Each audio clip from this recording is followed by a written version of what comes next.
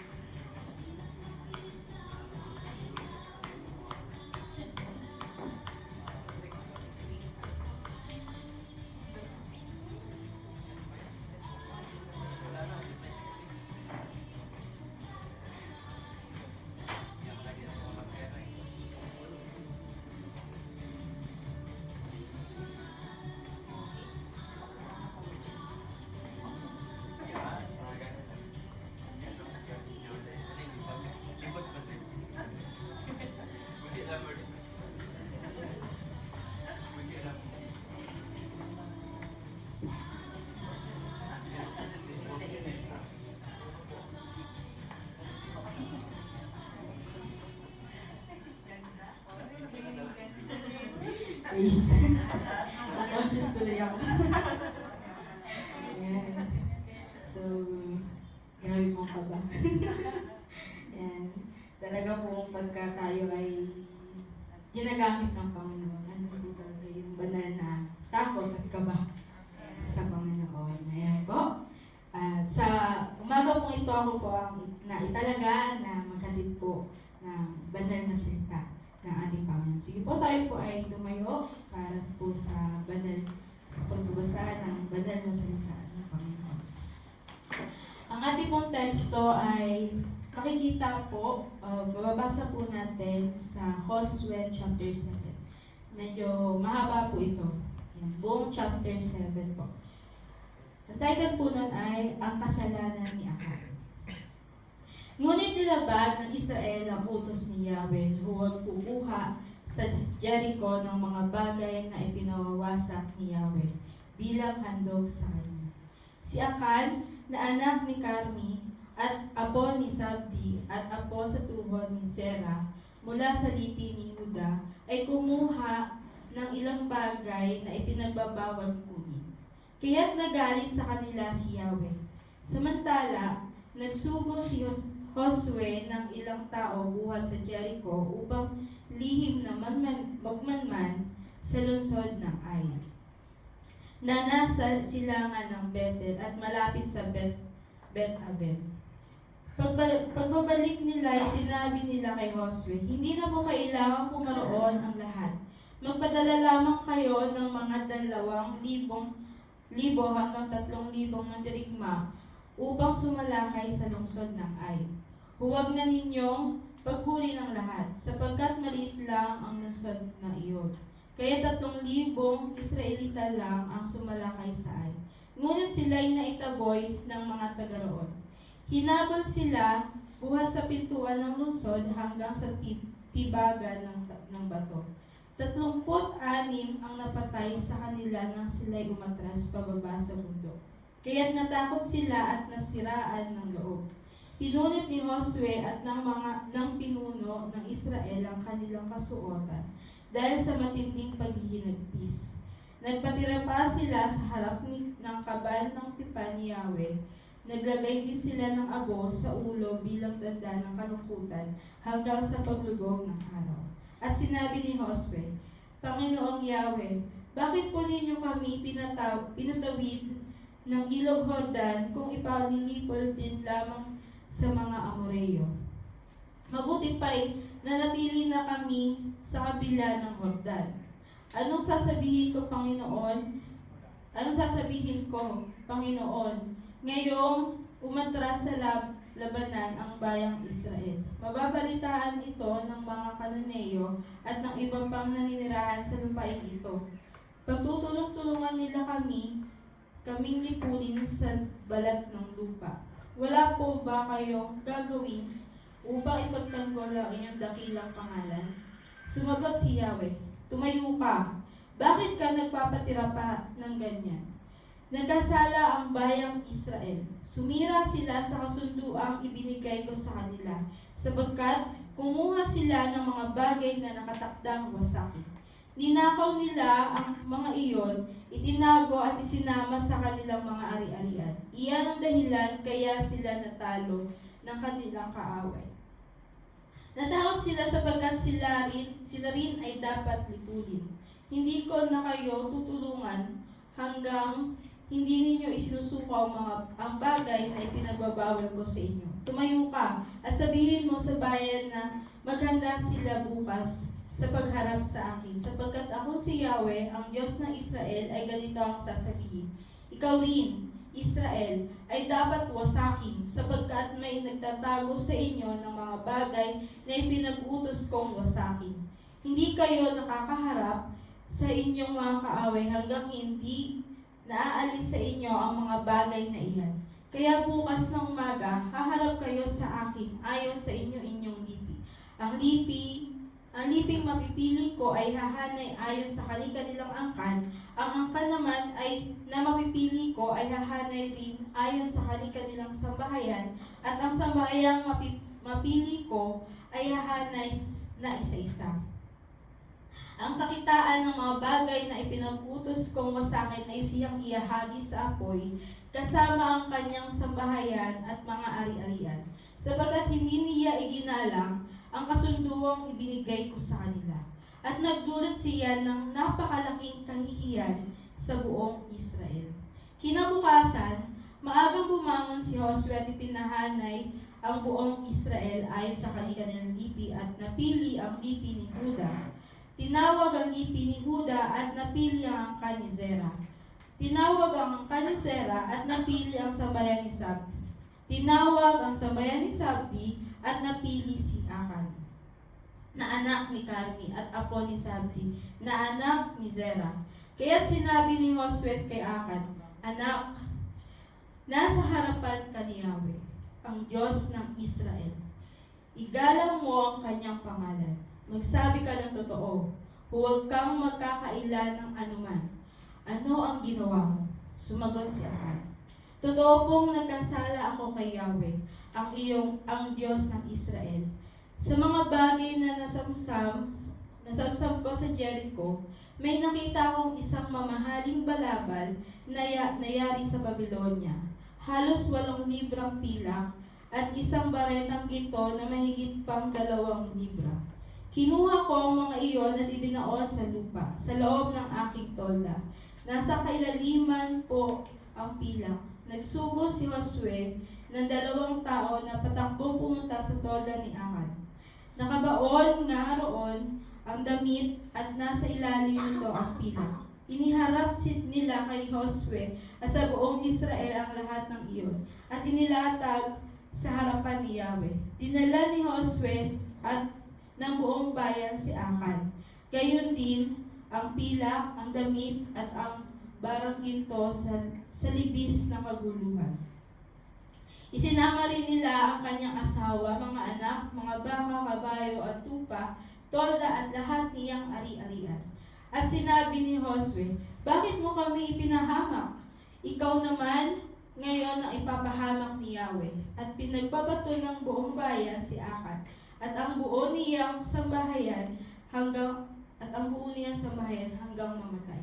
Sinunod silang lahat kasama ang kanilang ari-arian. Pagkatapos tinabunan nila ng mga bato. Naroon pa hanggang ngayon ang mga batong iyon. Nawala ang galit ni Yahweh. Mula noon, ang pook na iyo'y tinawag na libis ng kaguluhan. Purihin ang Panginoon. Tayo po ay manalangin. Hallelujah, hallelujah. Purihin ka, Panginoon, sa iyong banal na salita na aming narinig, Panginoon. Salamat sa araw na ito na ipinagkaloob nyo na muli ka namin, Panginoon, na purihin, sambahin, at mapag-aralan, Panginoon. Mas makilala ka pa namin sa aming buhay. Salamat, Panginoon, sa katalinuhan, Panginoon, sa pangunawa na pinagkaloob niyo po sa bawat isa sa amin. At nawa, Lord, sa aming pag-aaral, bigyan niyo po kami ng focus, Panginoon, sa aming pakikinig, Panginoon, na matuon ang aming isip, ang aming puso, ang aming tenga sa iyo lamang, Panginoon. At ako, Panginoon, na iyong lingkod, ako po ay gamitin mo lamang na instrumento, Ama. Na ikaw, Panginoon, ang maghayag ng iyong banal na salita sa harapan, itago mo ako, Panginoon, sa iyong likuran. Alam mo, Panginoon, na hindi ko ito kaya, na ikaw ang aking kalakasan, ikaw ang nagbibigay sa akin ng katalinuhan. Purihin ka, Panginoon, dakilain ka sa pangalan ni Jesus. Amen.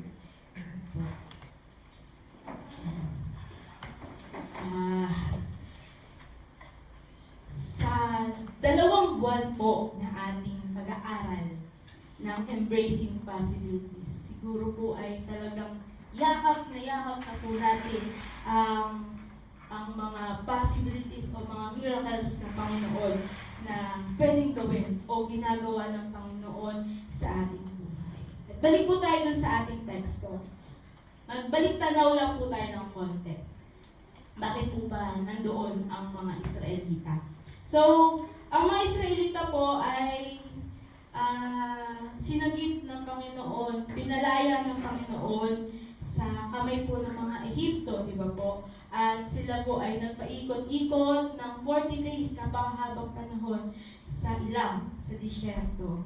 At nung panahon po ni Josue, kasi Josue na po ang namumuno, ipinagkaloob po sa kanila ng Panginoon ang Jericho. At alam naman po natin na ang ginawa nila, na ang binigay na instruction sa kanila ay umikot sila ng 7 araw sa Jericho. Wala po silang gagawin, hindi nila lalabanan ang mga taga-Jericho, kundi iikutan lamang nila ang lugar na ito. At pagdating ng 7 araw, 7 beses din po silang umikot at sabay-sabay na humiyaw ng malakas, sumigaw ng malakas nung narinig nila ang trompeta. At wala pong naging hadlang sa kanila sa pagpasok po nila sa lupain po ng Jericho. Ngunit bago po sila tuluyang makapasok sa Jericho, mayroon pong kabilin-bilinan ang Panginoon sa kanila at si Josue. Ito po ay makikita sa Josue chapter 6 verse 18 to 19. Sabi po doon, "At huwag na huwag kayong kukuha ng anumang bagay na nakatakdang wasakin. Kapag kumuha kayo ng anuman, kayo ang magiging sanhi ng pagkapahamak ng buong Israel. Ngunit ang lahat ng bagay na yari sa ginto, pilak, tanso o bakal ay nakalaan para kay Yahweh at dapat ilagay sa kabangyaman ni Yahweh.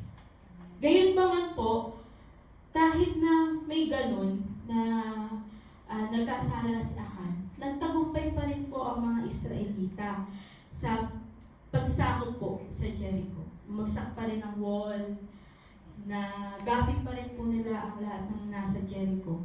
Kaya ang next target na po nila noon ay ang lungsod ng Ai. Ito po ay maliit lang.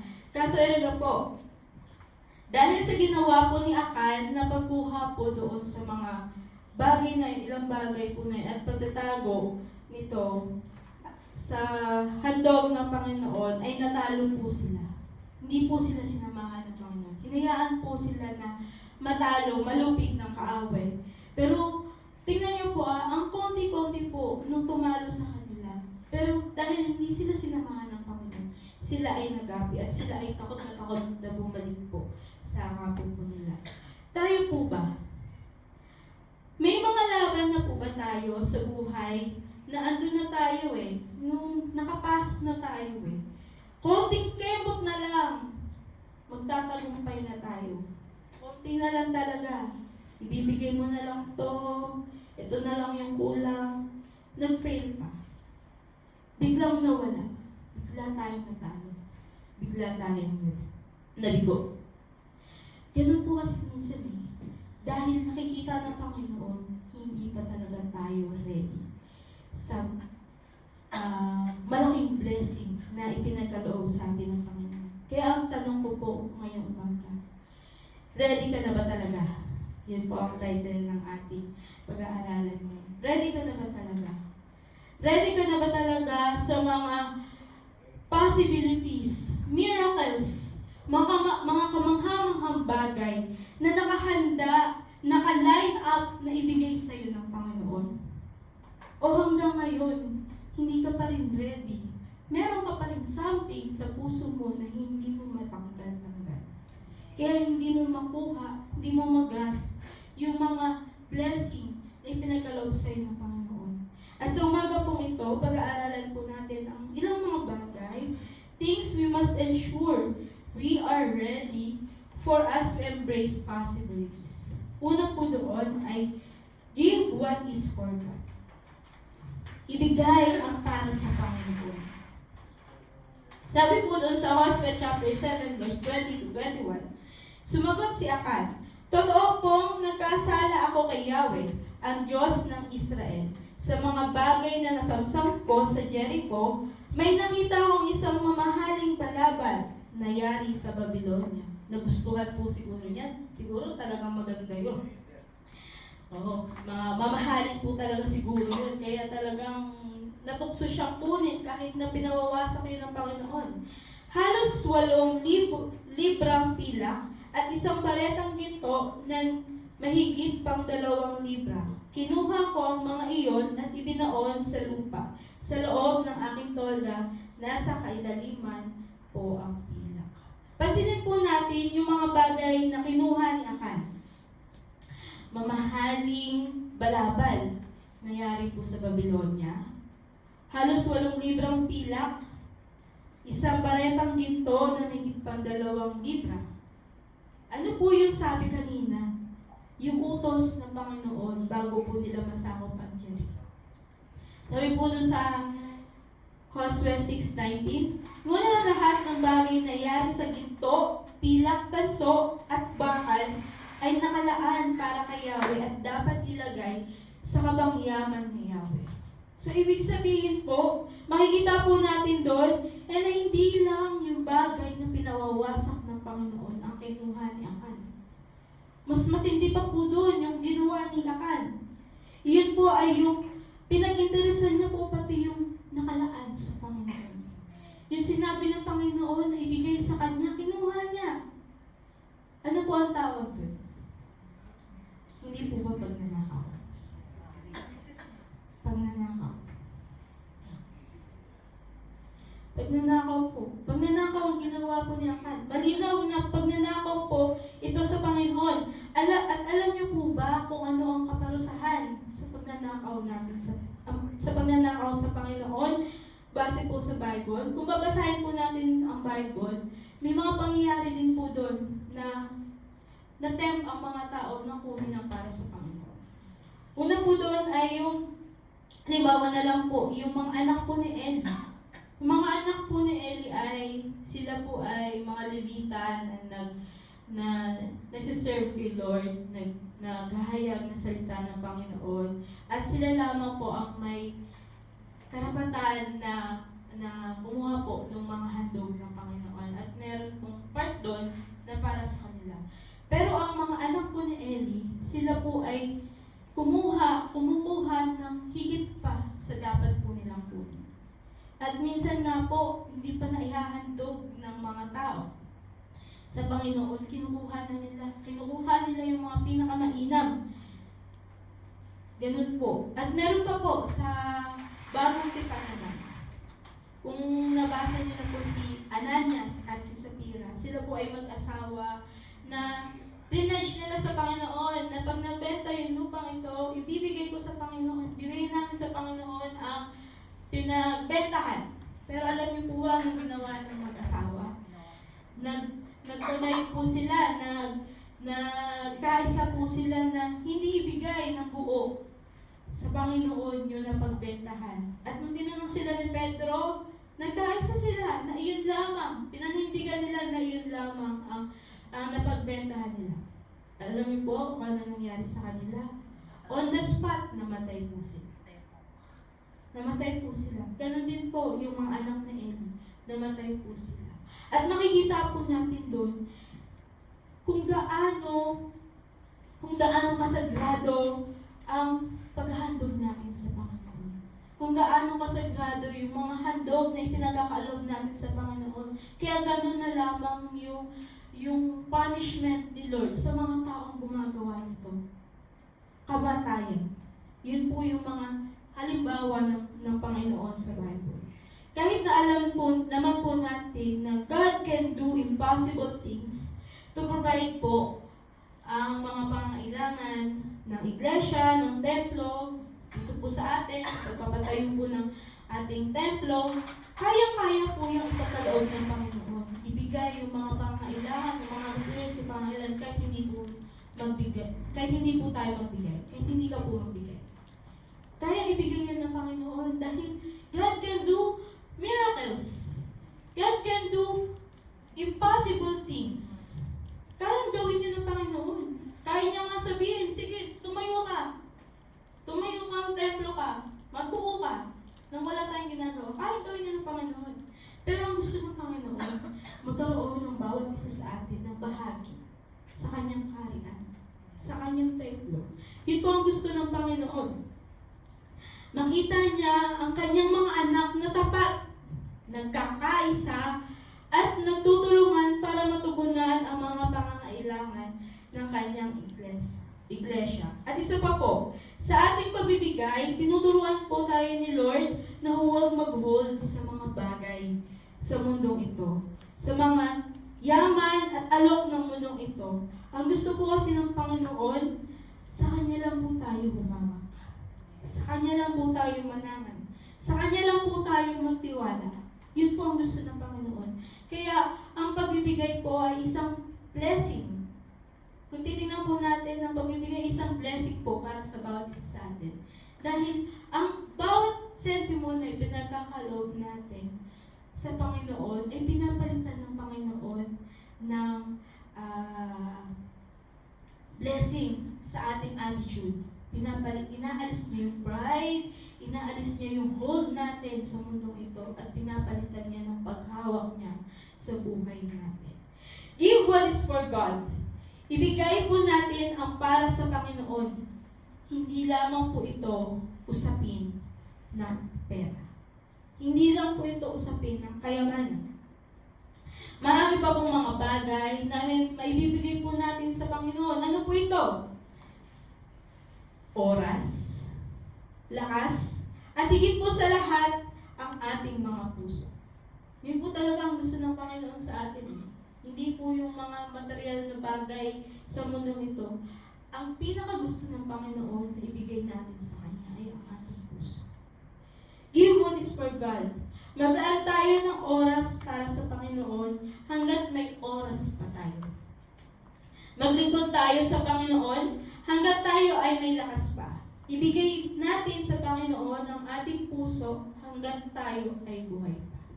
Dahil hindi na natin maibibigay sa Panginoon ang mga bagay na ito kung ito ay wala na sa atin. Hihintayin pa po ba natin na tayo ay nakahiga na lang bago tayo maglingkod? Paano po tayo maglingkod? Sabi nga po ni Pastor Restin nakaraan, kailan ka maglingkod? Pag perfect ka na? Kailan ka magiging perfect? Kailan ka hindi magkakasala? Wala pong ganun mga kapatid. Ang gusto ng Panginoon, magkaroon tayo ng willingness na ibigay sa Kanya, maglaan tayo ng oras sa Kanya, maglaan tayo ng lakas natin sa Kanya, ibigay natin ang puso natin sa Kanya. Yun ang gusto ng Panginoon. Dahil po pagdating ng araw, wala na po yan, lumipas na ang lahat, bawiin ng Panginoon ang lahat ng mayroon tayo, wala pong matitira sa atin. Walang matitira sa atin kundi pagsisisi. Pagsisisi na yun, ba't hindi ako naglingkod? Ba't hindi ako nagbigay sa Panginoon nung meron akong kayamanan? Huwag po natin hintayin na bawiin yan sa atin ng Panginoon. Na makita ng Panginoon, hindi tayo mabuting katiwala sa mga bagay na itinagkaroon niya. Tandaan po natin, ang Panginoon ang nagbibigay at ang Panginoon din ang may kakayahang bawiin yan. Bawiin ang oras mo. Bawiin ang buhay mo. Bawiin ang lahat ng mayroon sa'yo. Pati anak mo, kayang bawiin niya ng Panginoon. Asawa mo, pwedeng bawiin niya ng Panginoon. Ano mong nagiging hadlang ng ating pagsunod sa Panginoon, kaya yung bawiin ng Panginoon. Kaya huwag natin hintayin na mawala ang mga ito. We always pray to the Lord na i-bless niya tayo. Pagpalain niya ang buhay natin. Pero ang tanong mga kapatid, handa ka na ba talaga sa pagpapalang hinihingi mo? Kung sa kakarampot po na mayroon tayo ngayon, sa laman ng bulsa mo ngayon, hindi mo yan maibigay sa Panginoon. Paano ka pa bibigyan ng Panginoon ng mas malaki pa? Kung sa kakarampot na yan, nakikita ng Panginoon na hindi na tayo tapat, hindi na tayo faithful sa Kanya, na nakukuha na ng kakarampot na meron tayo, ang oras natin, ang lakas natin, ang buong tayo, wala nang matitira sa Panginoon. Paano niya tayo pagpapalain? Kaya nga pa mga Panginoon, mga kapatid, ready na ba tayo? Ready na ba tayo sa mga impossible things na gagawin ng Panginoon sa buhay natin? Gusto mo ng pagpapala? Maging ready ka na kunin ng Panginoon ang kakarampot na meron sa iyo. Hindi niyo po ba napapansin? Di ba po? Pag tayo ay humingi sa Panginoon ng pasensya, ano po ang dumadating? Sakit ng ulo, inis, yan. Kung ano po yung hinihingi natin, yun yung kinuha ng Panginoon. Tayo ay na humihiling sa Panginoon, na tayo ay pagyamanin, pagpalain. Ano dumadating? Bills. Kasi tinatest ng Panginoon yung puso natin. Paano natin i-manage ang mga bagay sa kakarampot na yan? Kung sa kakarampot na yan, hindi na natin mabigay sa Panginoon ang para sa Panginoon. Paano pa? What more kung mas malaki yan? Bigyan ka ni Lord ng milyon. Gawin ka ni Lord na bilyonaryo. E di mas lalo tayo nawala sa Panginoon. Bigyan ka ng Panginoon na mas malaking business. I-promote ka ng Panginoon. E di mas lalo tayo hindi nakita sa church. Kaya po, bago tayo mag-pray, tama na nag-pray tayo na i-bless tayo ni Lord, pero kalakip nun ay yung pagre-ready ng puso natin. Pagre-ready na bigyan pa rin, laanan pa rin si Lord ng mga oras. Ibigay pa rin sa Panginoon ang mga dapat na para sa Kanya. Pangalawa po, sunod na po tayo. Let go of what does not please the Lord.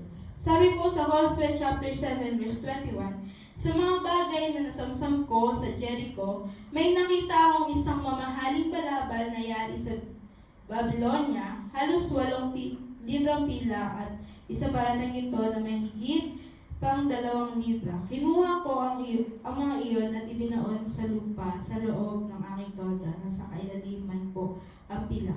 Kahit na alam po ni Akan na bawal yun. Pinagbawal yun ng Panginoon. At hindi yun magiging kalugod-lugod sa Panginoon.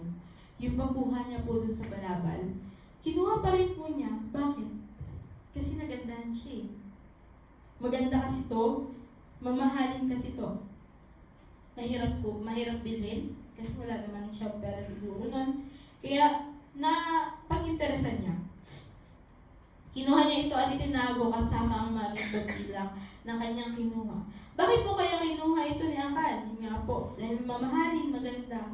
Para po tayo, minsan, nahihirapan po tayong bitawan ang isang bagay, tao, relasyon, na mayroon tayo dahil sa tingin po natin maganda ito, mamahalin ito, mabuti naman ito, hindi naman ito nakakasama sa akin. Nagkakaroon naman ako ng improvement sa mga bagay na ito. Pero, para po pala sa Panginoon, hindi na po pala nakakalugod ang mga bagay na ito. Dalaw po yan mga kapatid. Kaya di po natin maalis ang mga bagay na di kalugod-lugod sa Panginoon. Una po, hindi natin alam na ang bagay na ito, ang relasyon na ito ay hindi kalooban ng Panginoon. Hindi po tayo aware dun sa kalooban ng Panginoon. Dahil ang buo po natin atensyon ay nandoon sa bagay na iyon. Hindi po natin naririnig yung boses ng Panginoon na nagsasabi na, anak, tigilan mo yan, isuko mo yan, dito ka.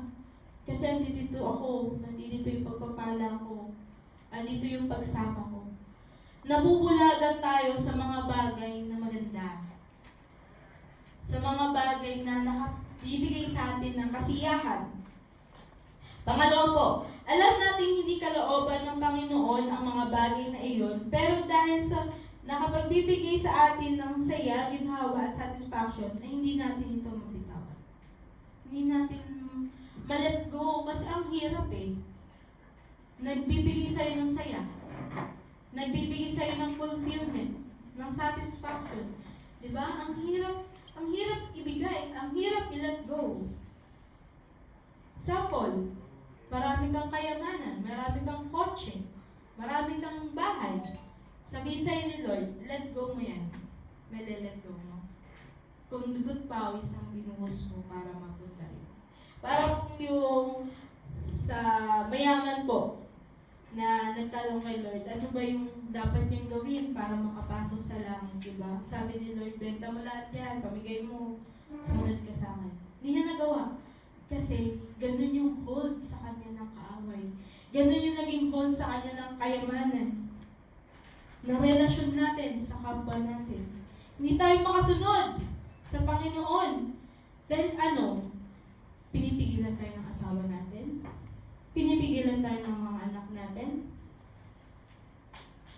Hirap tayong isuko sa Panginoon ang mga bagay na ito. Pero alam niyo mga kapatid, sabi po sa Bible, mapalad ang mga tao iniiwan ang kanyang mahal sa buhay, ang kanyang asawa, anak, para sumunod sa Panginoon. Yun po ang sabi ng salita ng Diyos. Mapalad ang mga taong sumusunod sa Panginoon. Kung tatandaan natin. Kaya huwag po natin hayaan na i-hold tayo ng mga bagay ito. Alam niyo po ba mga kapatid, ang sobrang pagtangkilik po natin sa mga bagay sa mundong ito ay pandaraya ng kaaway para malayo po tayo sa ultimate goal po natin bilang Kristiyano. Ano po ba yung ultimate goal natin bilang mga anak ng Panginoon? Yun po ay yung masabihan tayo ni Lord pagdating ng araw na well done, good and faithful servant. Di ba ang sarap pakinggan sa Panginoon na sabihan tayo ng Panginoon, well done and good, faithful servant. Tapat ka, nalingkod ko. Sabay lagay ng corona sa'yo, di ba? Sarap sa feeling na gano'n. Yan po yung goal natin, ang ma-please ang Panginoon. Yun po yung goal natin, yung maitaas ang Panginoon sa buhay natin at hindi tayo, hindi yung sarili natin ang mataas. Yung mas makilala pa po natin siya bilang ating Panginoon at tagapagligtas. Yun po dapat ang goal natin sa mundong ito. Hindi po yung mga material na bagay na mayroon tayo. Hindi po yung magkaroon ng maraming kaibigan, magkaroon ng maraming barkada, hindi po yung magkaroon ng maraming yaman. Ang lahat po ng yan ay lilipas. Lahat po ng yan ay kukupas at mawawala. Pero isa lang ang mananatili. Yun na yung pag-ibig ng Panginoon sa atin. Yun na, kaya doon po tayo mag-hold. Yun po yung linangin natin. Yung pagmamahal ng Panginoon sa atin at yung pagmamahal natin sa Panginoon. Mas mag-deep pa po tayo sa pagkakilala po sa Panginoon. Let go of what does not please the Lord. I-let go na po natin ang mga bagay na nakakapagpalungkot sa Panginoon. Mga relationships, attitudes, opportunities, hobbies man po yan, o mga bagay na pinabibitawan sa atin ng Panginoon. Bitawan po natin yan. Huwag po tayong hold on sa mga bagay. Hayaan po natin si Lord ang mag-hold sa atin. Hindi natin mapanghahawakan ang anuman sa mundong ito. Kung tao man ito, bibitawan ka din yan. Diba? Sabi nga po nila, iiwan ka rin yan sa ere. Di ka makakapag-hold sa mga bagay sa mundong ito. Dahil hindi naman yan kayang mag-hold. Hindi ka naman yan kayang i-hold eh. May kamay ba yung mga bagay na yan? May kamay ba ang pera? Wala naman, di ba? Kaya hindi ka niya ma-hold. Tanging si Lord lang ang makakapaghawak sa iyo. Si Lord lang ang makakapag-hold ng kamay mo. Si Lord lang ang makakapag-reach sa iyo sa tuwing ikaw ay nakadadapa. Tanging si Lord lang ang mapanghahawakan mo. Dahil kahit anumang mangyari, hawak ka niya. At hindi ka niya bibitawan dahil mahal ka niya. Ganun ka kamahal ng Panginoon. Ganun tayo kamahal ng Panginoon, mga kapatid. Let go and let God hold you. Hayaan natin ang Panginoon ang humawak sa atin. Dahil pag ang Panginoon ang humawak sa atin, hindi tayo madadapa. Hindi tayo hindi tayo ma-disappoint kung si Lord ang mag-hold sa atin. At pangatlo, last point na po. Trust the Lord and the process. Ano po yung una? Give what is for God. Pangalawa po, let go of what does not please the Lord. At ang pangatlo po ay trust the Lord and the process. Maniwala tayo. Magtiwala tayo sa Panginoon at sa proseso niya. Sa plano niya sa atin. Accept all possibilities, even if it is defeat and failure. Ang posibilidad po ng Panginoon ay hindi lamang naka-favor palagi sa atin. Minsan, kayang gawin ng Panginoon yung mga bagay na nakakasakit sa atin. Na feeling natin hindi naman blessing yun. Pero sa totoo mga kapatid, blessing yun. Tawag doon, blessing in disguise, di ba? Sa lahat po ng nangyayari sa mga Israelita, nauhaw, nagutom, umiko sa disyerto, napakahabang panahon ng pag-ikot, pagkamatay, and they learn the lesson somehow. Tutunan nila kahit papaano. Ano po yun? Na we don't always want what God makes possible. Hindi lahat ng ginagawa ng Panginoon ay gusto natin. At bilang mananampalataya, natutunan natin na not all God's miracles, God's possibilities, mga answered prayers ay nakaayon sa inaasahan natin itutugon sa atin ng Panginoon. Sometimes, God's blessing in you involves failure. What if yung blessing ng Panginoon sa iyo ay pagbagsak? Will you accept this blessing? Tatanggapin pa rin po ba natin kahit na ang inihain sa iyong pagpapala ng Panginoon ay bumagsak ka?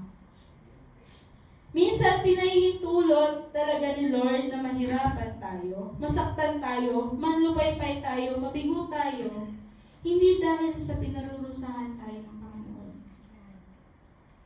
Bagkus para mas maging matatag at mas maging handa tayo sa mga mas malalaking bagay na ipagkakaloob sa atin ng Panginoon. Nire-ready niya lang tayo, mga kapatid. Kaya binigyan niya tayo ng blessing niya.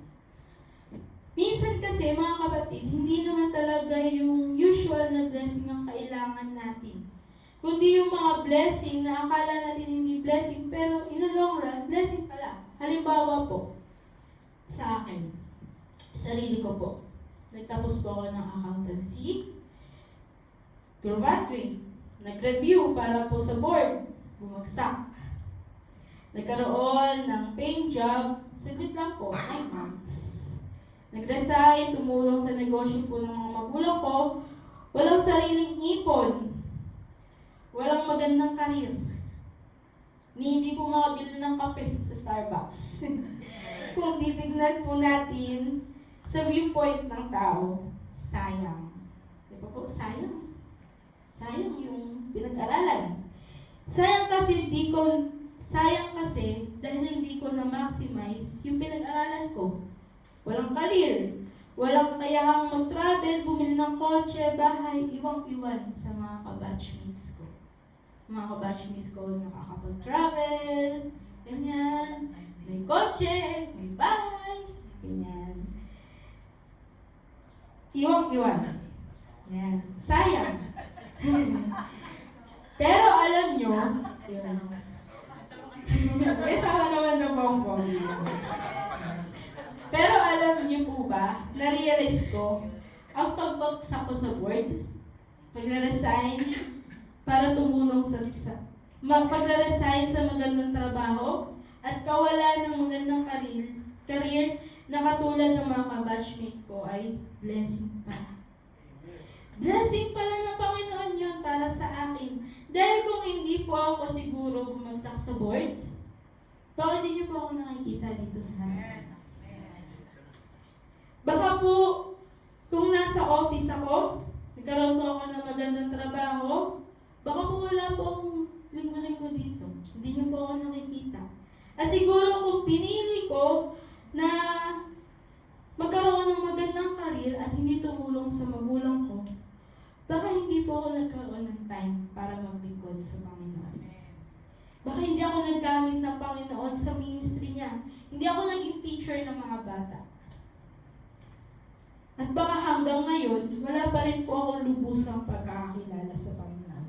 Kaya salamat sa Panginoon dahil kung hindi po ako dumaan sa mga bagay na yun, mga trials, hardships, hindi po siguro ako magiging matatag. Alam ko pong hindi pa tapos si Lord. Marami pa siyang gagawin sa akin.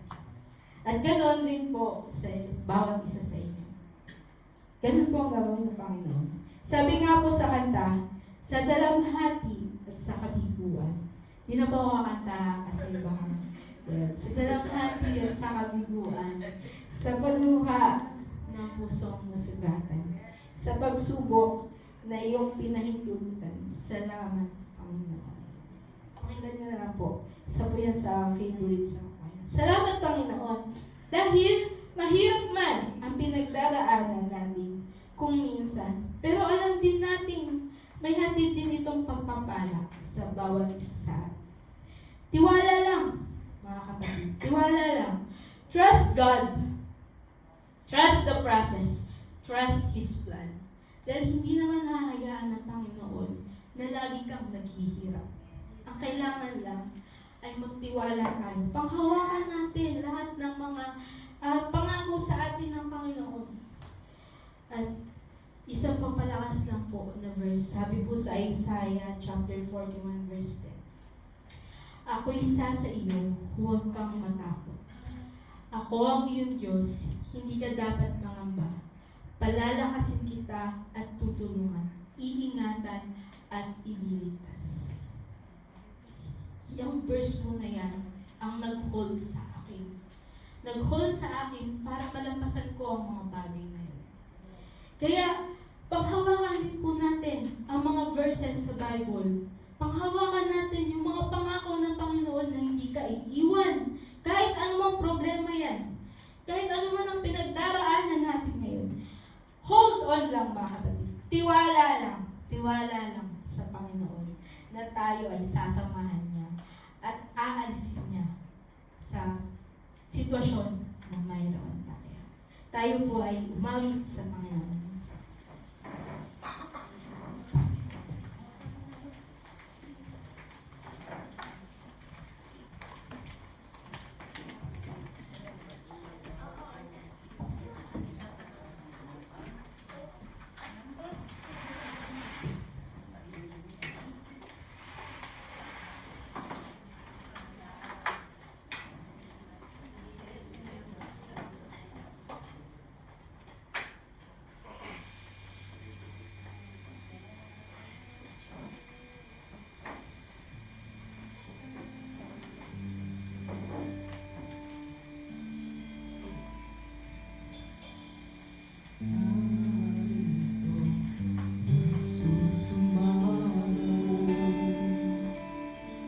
Hallelujah, hallelujah.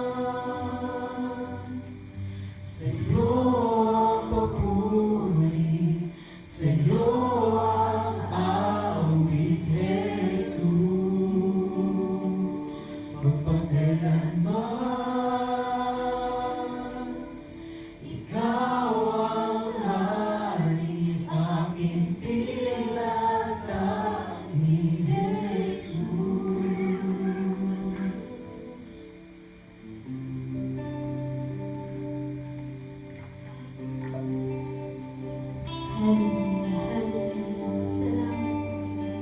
Ikaw ang Diyos, tunay nga Panginoon, ikaw ang Diyos na aming tinatanging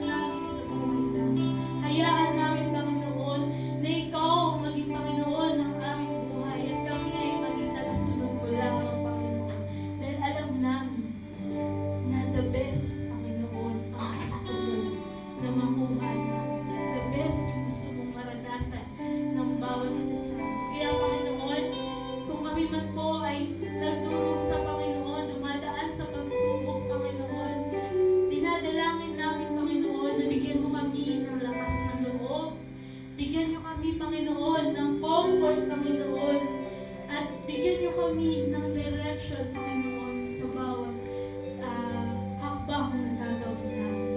Ikaw ang Diyos, nakakaalam, Panginoon, ng bukas namin, kaya alam namin na the best, Panginoon, paggaling sa iyo. Lord, sa iyong mga banal na salita, pag-alawin mo ito, Panginoon, sa puso po namin, Ama, na hindi po masayang, Panginoon, ang bawat salita mo na aming napag-aralan, Panginoon, na ibigay namin ang nararapat, Panginoon, na pagpuri, Panginoon, lahat ng mga bagay na mayroon kami, Panginoon, ay binibigay namin sa iyo, Ama. Tinatanggal namin, Ama, nilalatkom namin, Lord, lahat ng mga hawak, Lord, ng kaaway sa amin. Relasyon man to, Panginoon, kayamanan man to, Panginoon, attitudes man to, Panginoon, lahat ito, Panginoon, ay sinusuko namin sa iyo. At palitan mo ito, Ama, ng kapayapaan sa aming puso. Ng kaligayahan, Panginoon, joy, Panginoon, na minsan di namin makukuha sa mundo ito, Ama. Salamat, Panginoon, dahil palagi kang nariyan upang kami po ay gawayan at sa purihin ka, Ama, dakilain ka sa pangalan ni Jesus. Amen.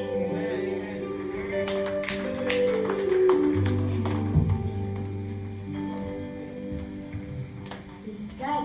So yan, bago po tayo umupo, ay umanap na po tayo ng ating mga ka-prayer partner para po sila ay paipanalangin natin ngayon. At sa dadating tayo nito. Purihin na po.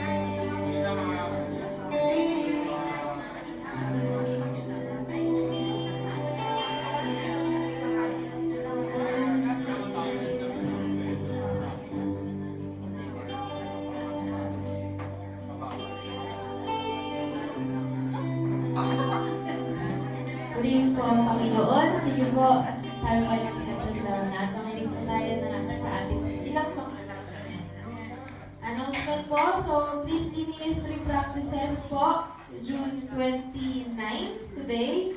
Mamaya pong 2 p.m. dito po sa Baliwag Church. And July 6, 2 p.m. din dito rin naman po sa Baliwag Church. July 12, at 10 a.m. kasi ito po yung dry run na po ng buong anniversary.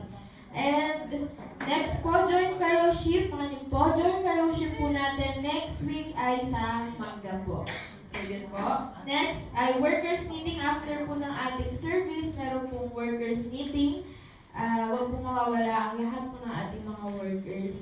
Next po ay dance and band practices. Ina-announce naman na po sa GC. Yun lamang po. Please.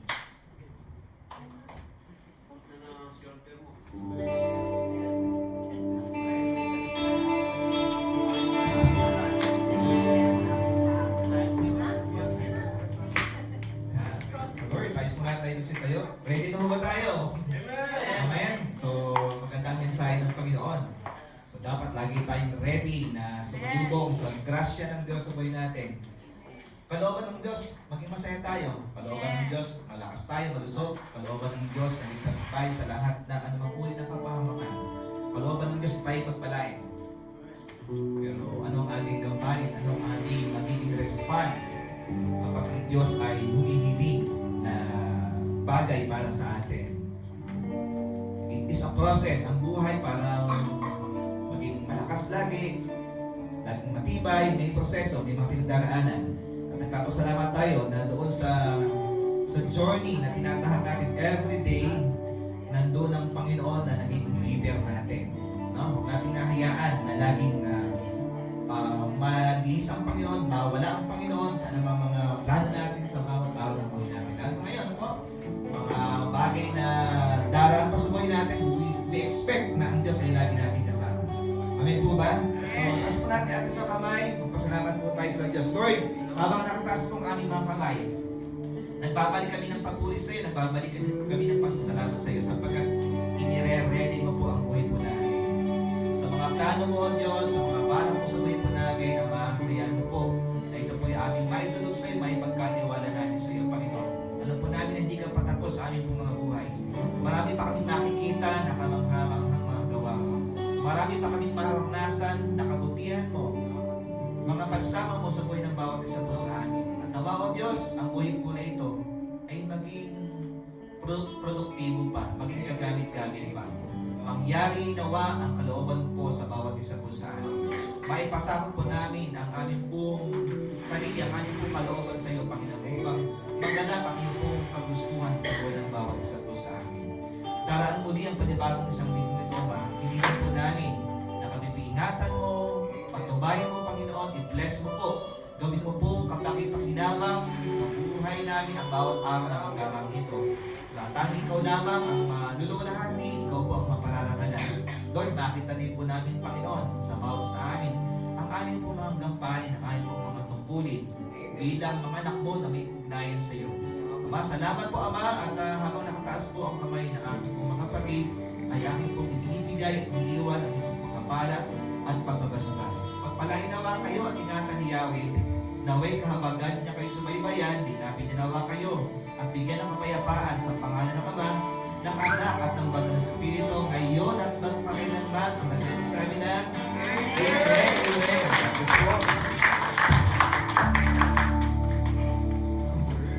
Praise God. Sige po, muli po tayo hawag sa ating Panginoon.